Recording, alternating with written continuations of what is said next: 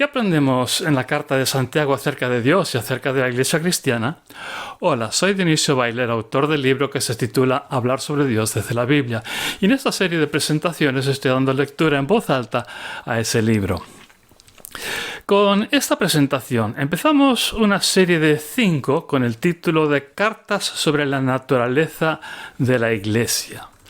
Las cartas en cuestión son 5 epístolas del Nuevo Testamento. Naturalmente, podríamos describirlas como cartas desde el frente, en el sentido de que son como lo que podría escribir alguien en medio de una guerra, escritas sobre la marcha, en los ratos libres que malamente pueda hallar, escritas en una situación de peligro donde está en juego la vida de quienes escriben, pero donde también está en juego el que uno de los bandos en contienda se alce con la victoria.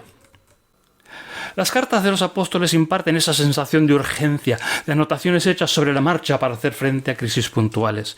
En ellas vemos la naturaleza del proyecto por el que se jugaban la vida, dar forma a unas comunidades jóvenes de personas convencidas de que Jesús es el Mesías, el líder anhelado por los judíos para relanzar el plan de Dios para la humanidad, tratando de conseguir que ese movimiento en expansión, cuyo control se les escapaba constantemente de las manos, sea siempre fiel y coherente respecto a lo que recordaban de Jesús.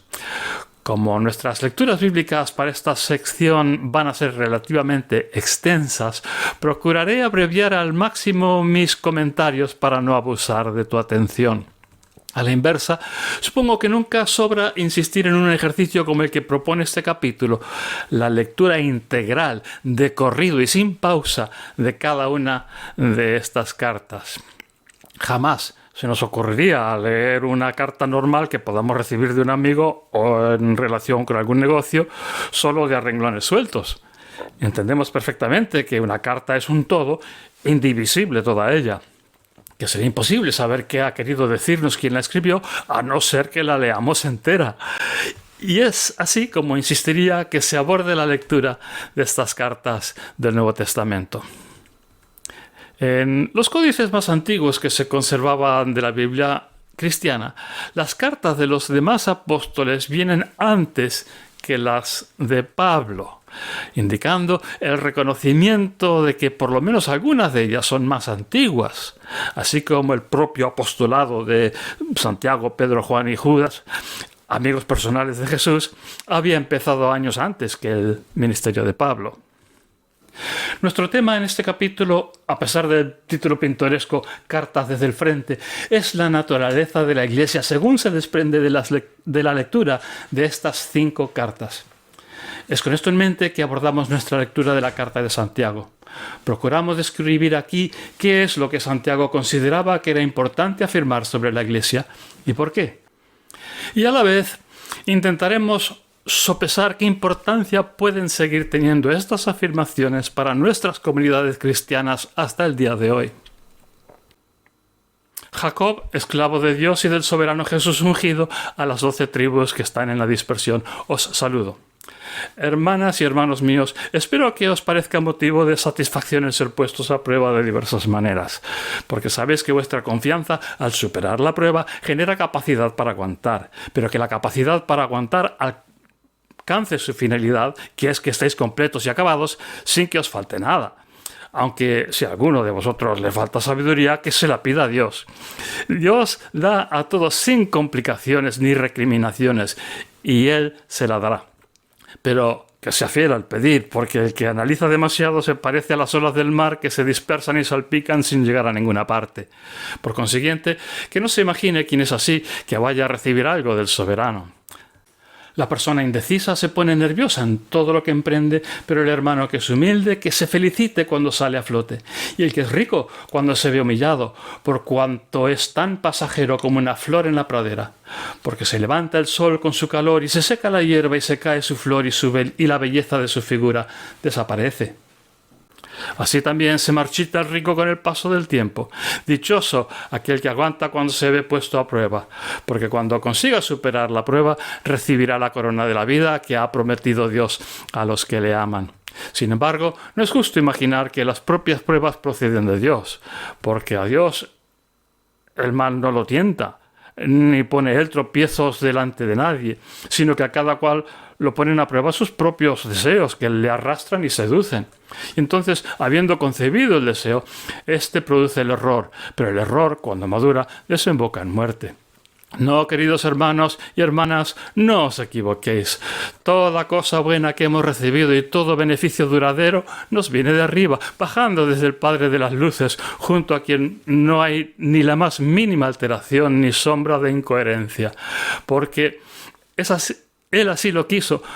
Nos procreó mediante una palabra certera para que algunos fuésemos la primera cosecha de sus criaturas. Sabedlo, queridos hermanos y hermanas, que cada uno sea rápido para prestar atención, lento para hablar, lento para enfadarse. Porque el enfado humano no lleva a la justicia de Dios. Por tanto, habiendo dejado morir toda mancha y sobrecarga de maldad, aceptad mansamente la palabra que os nace de dentro, que es capaz de devolveros la salud psíquica.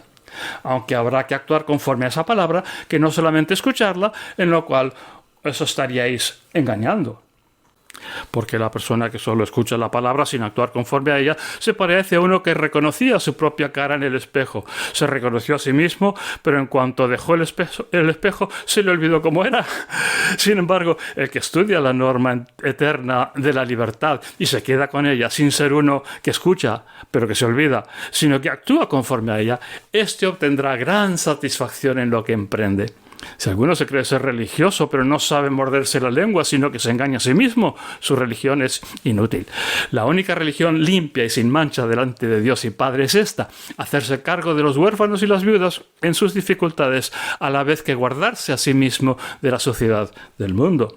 Mis hermanas y hermanos, para conservar el resplandor de la fidelidad de nuestro soberano Jesús ungido, no hagáis distingos entre las personas.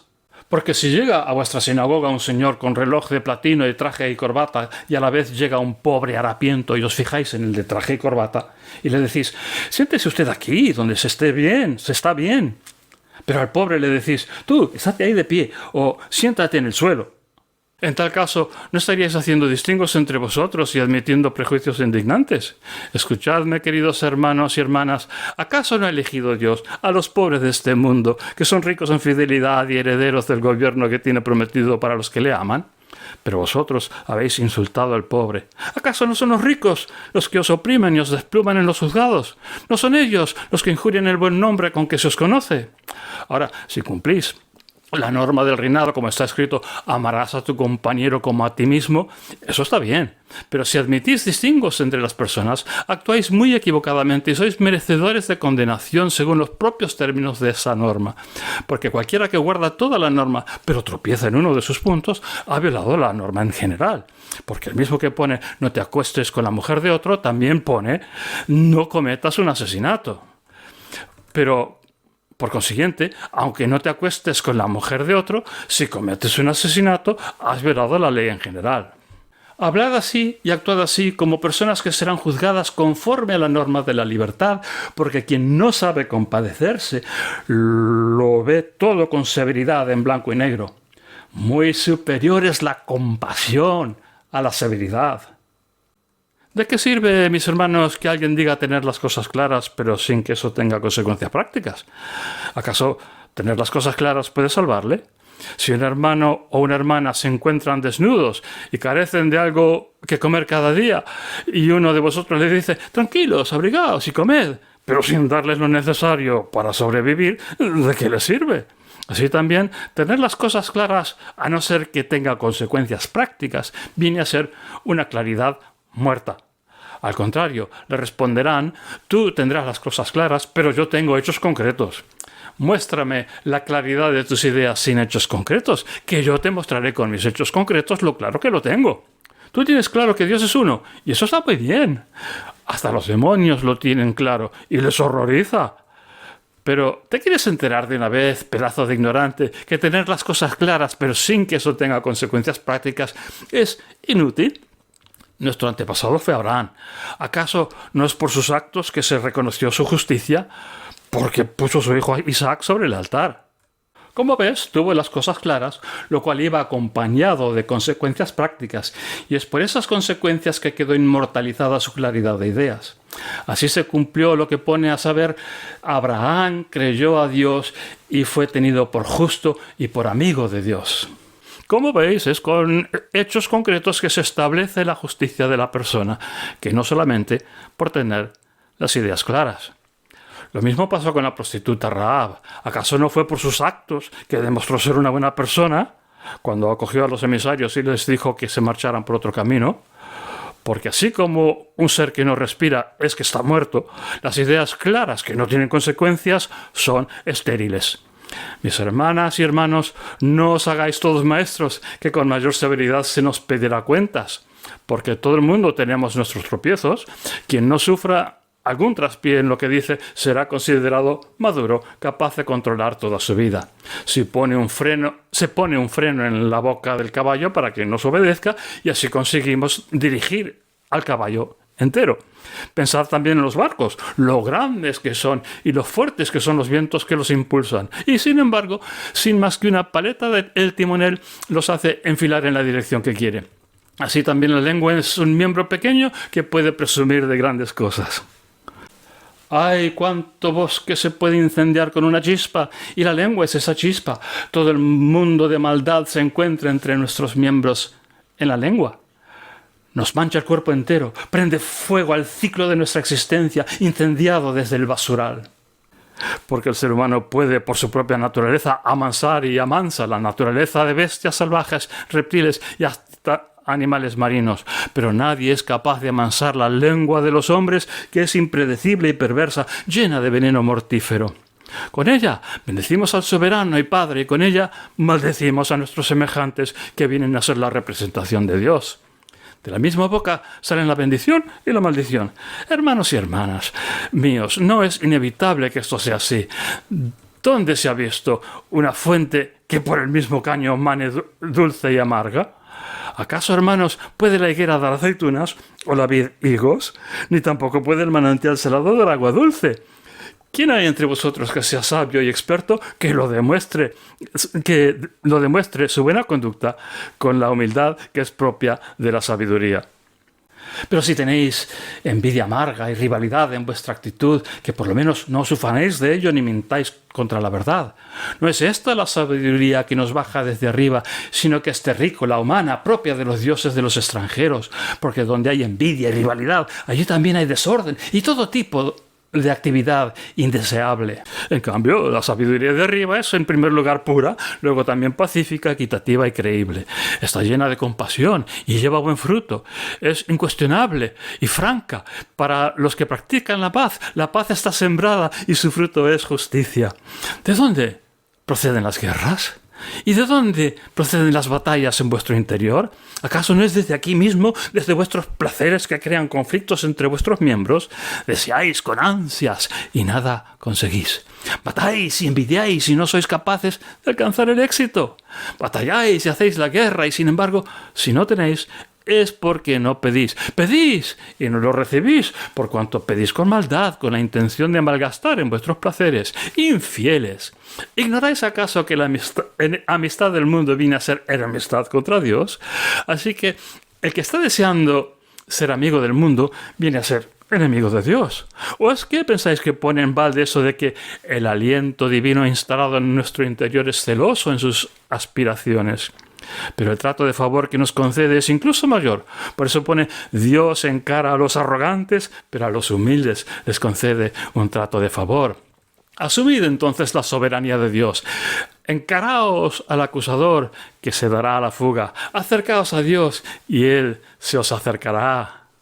Lavaos las manos los que vais mal encaminados, y templad la mente los indecisos. Daos cuenta que sois unos desdichados. Lamentadlo y lloradlo. Sustituid el duelo a cambio de vuestras carcajadas, la vergüenza a cambio de la alegría. Si os humilláis ante el soberano, Él os sacará a flote. Hermanas y hermanos, no habléis mal acerca de los demás. Quien habla mal de su hermano o juzga a su hermana, habla mal de la norma y juzga la norma. Pero si tú juzgas la norma, ya no cumples, sino que te crees ser juez. Hay uno que ya decretó la norma, ¿y quién juzga? Él sí es capaz de salvar y también de condenar. Pero tú, ¿quién eres tú para juzgar a tu compañero o compañera? Anda, vamos, los que decís, hoy o mañana nos iremos a tal ciudad y nos quedaremos allí un año y haremos negocios y tendremos ganancias. Que nadie sabe lo que trae el día de mañana ni lo que será de su vida. Niebla sois, visible por un instante, pero que al fin se disipa. Antes os convendría decir, si el soberano lo quiere, seguiremos con vida y haremos esto o aquello. Porque lo que es ahora, habláis de balde al presumir. Hablar así es perverso. Entonces, a quien sabe actuar correctamente, pero no lo hace, se le tiene muy en cuenta. Anda, vamos, los ricos, lamentad y llorad por las desdichas que os esperan. Vuestro tesoro se os pudre y vuestros trajes se os apolillan. Vuestro oro y plata se han deslustrado y su deslustre testificará contra vosotros y os carcomerá las carnes como un fuego.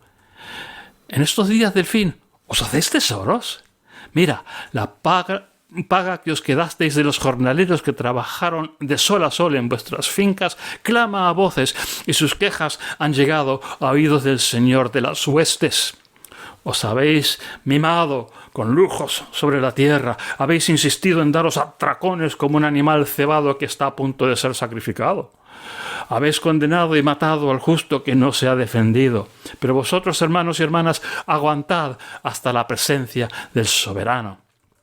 Mira, el campesino aguarda el fruto anhelado de la tierra, aguantando como pueda hasta recibir la mies del verano y la cosecha otoñal.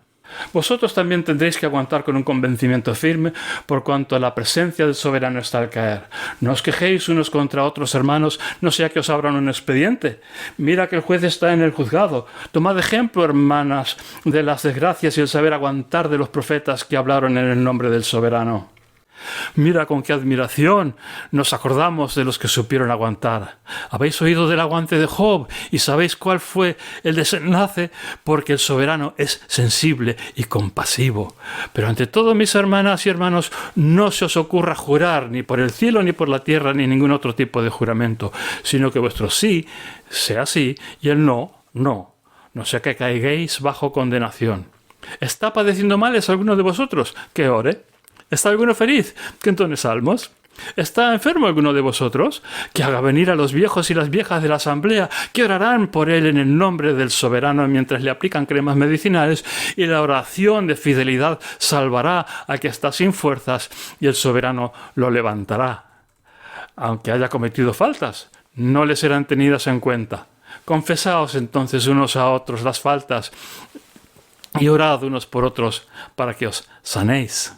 Mucho puede conseguir la petición del justo. Elías fue un hombre igual que nosotros y oró una oración para que no lloviera. Y no llovió sobre la tierra durante 3 años y medio. Entonces volvió a orar y el cielo dio lluvia y la tierra produjo su cosecha.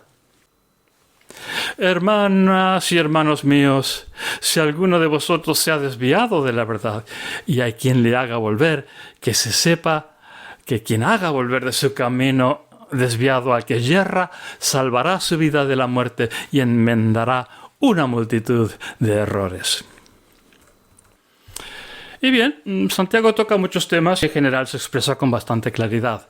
De hecho, con Santiago pasa algo parecido a lo que con Jesús. De tan claro que se expresa, nunca han faltado los que ven la necesidad de explicar lo que quiso decir, porque es demasiado incómodo imaginar que dijo lo que quería decir y que quiso decir lo que dijo. En fin, como ya tenía prometido, me limitaré a continuación a unas pocas reflexiones personales surgidas de esta lectura.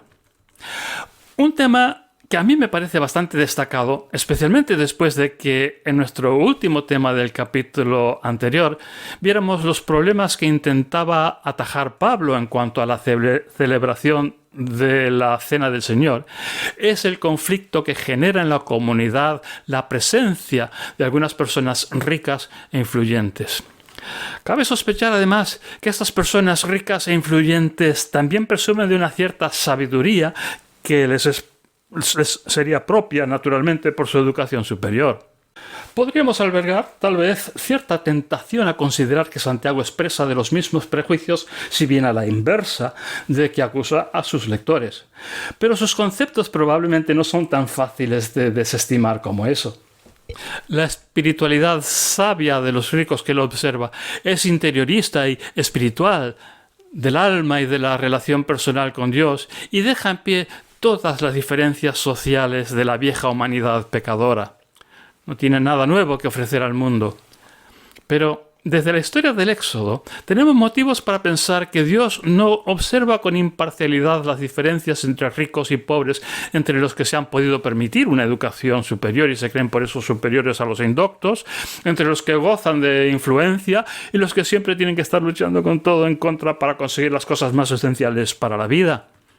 La presunta sabiduría de una religión que margina las necesidades de los débiles y concede especial honra y reconocimiento a los ricos y poderosos, sería mejor callarla. Son lenguas incontroladas que hieren con sus alabanzas dirigidas siempre hacia los mismos privilegiados. Los hombres de negocio tienen su cabeza en las ganancias que piensan sacar de sus inversiones y no se dan cuenta de que no cuentan con Dios, mientras que los desahuciados saben perfectamente que si no fuera por la misericordia de Dios cada día, perecerían ante las dificultades de la vida. Para Santiago no es que todas las clases sociales sean iguales.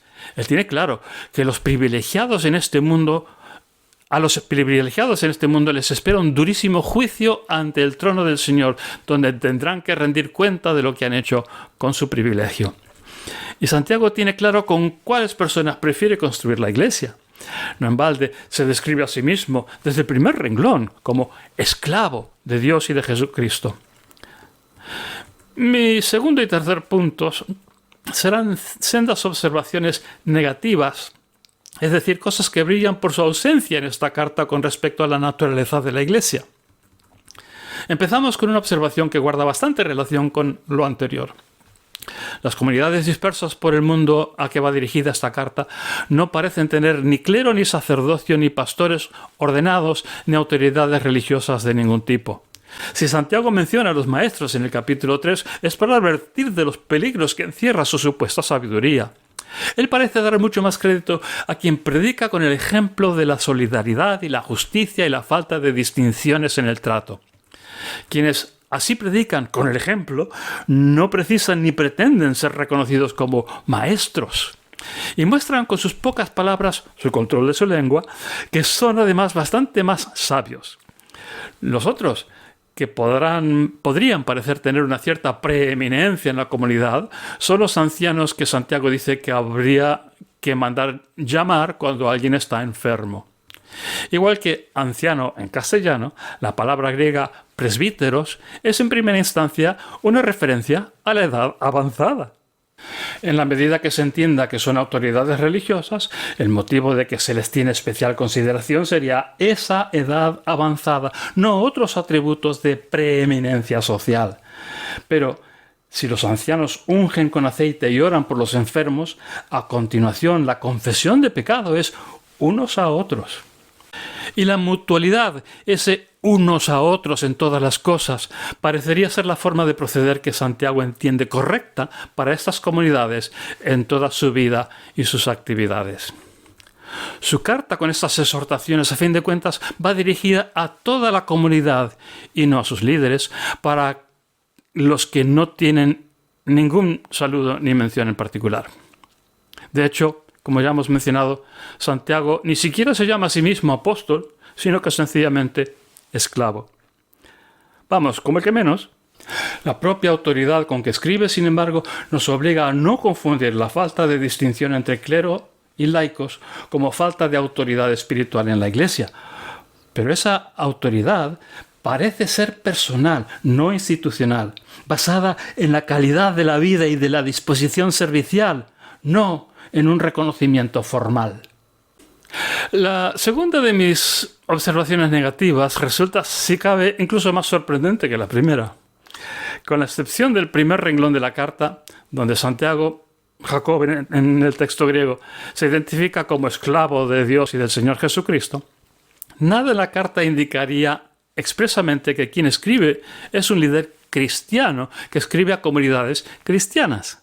Podría tratarse perfectamente de una carta judía escrita a sinagogas israelitas de las 12 tribus de la diáspora, que es como describe él a los destinatarios de la carta. No hay aquí el más mínimo indicio de que las comunidades a las que escribe Santiago estén viéndoselas con la problemática de la asimilación de gentiles que tanto ocuparía a la postre a Pablo. Por una parte, esto nos indica la gravedad de la anomalía del cristianismo posterior, que no solo asume cabalmente una identidad no judía, sino que durante casi toda su historia ha sido violentamente antisemita. El cisma entre la sinagoga y la iglesia no solo era innecesario, sino contrario al propio espíritu del judío Jesús y de todos los apóstoles, judíos también sin excepción, que jamás vieron su devoción a Jesús como otra cosa que fidelidad al Mesías de Dios para su pueblo escogido. Deshacer este largo camino del antisemitismo y distanciamiento de la fe judía será una tarea ardua para la Iglesia, pero según Romanos capítulos 9 a 11 es el futuro que nos aguarda el día que queramos aceptar plenamente la voluntad de Dios. Por otra parte, sin embargo, la carta de Santiago es plena y cabalmente cristiana en cada uno de los valores que inculca. Su visión para la nueva humanidad, con sus nuevos valores y nueva manera de vivir conforme a la humildad y los sufrimientos de Jesús, da evidencias sobradas de que su autor conoció personalmente a Jesús y le tuvo por maestro. Y con esta reflexión sobre las raíces hondamente judías del cristianismo, a la vez que valores inspirados plenamente en la persona de Jesús, lo dejamos por hoy. En nuestra próxima presentación veremos lo que aprendemos del apóstol Pedro. Hasta pronto.